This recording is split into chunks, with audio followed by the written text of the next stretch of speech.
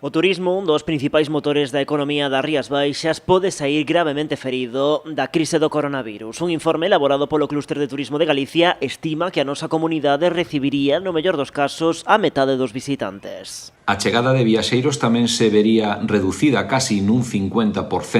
Hai que recordar que o ano pasado chegaban 5 millóns de visitantes a Galicia. Con esa reducción do 50% estaríamos falando dunha pérdida económica moi grande para o sector.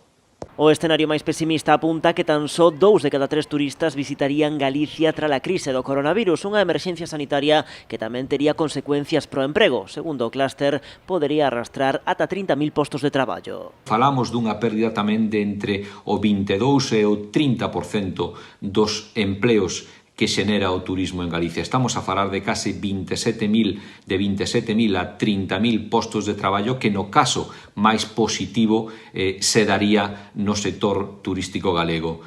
Para paliar as consecuencias do COVID-19, o clúster propón tomar medidas axiña, entre elas a creación dun protocolo para garantir a seguridade dos visitantes. O que demanda o sector, primeiramente, é unha medida protocolaria nas condicións higiénicas nas que temos que manter os nosos traballadores e que despois haxa que manter cos turistas. Un protocolo de intencións, un protocolo que tense que levar en todos os establecimentos turísticos galego e que, desde logo, nos poñeremos a traballar ca Consellería de Cultura e Turismo e ca Consellería de Sanidade. Tamén propoñen crear unha campaña que xere confianza no turista. Unha campaña de confianza hacia o turista. Hai que transmitirlle ao turista que nos nosos establecementos se pode sentir seguro e que tomamos todas as medidas necesarias e as precaucións necesarias para garantir esa confianza e, desde logo, poñer en valor. Con todo, o horizonte para o sector debúxase pesimista. Para o ano santo 2021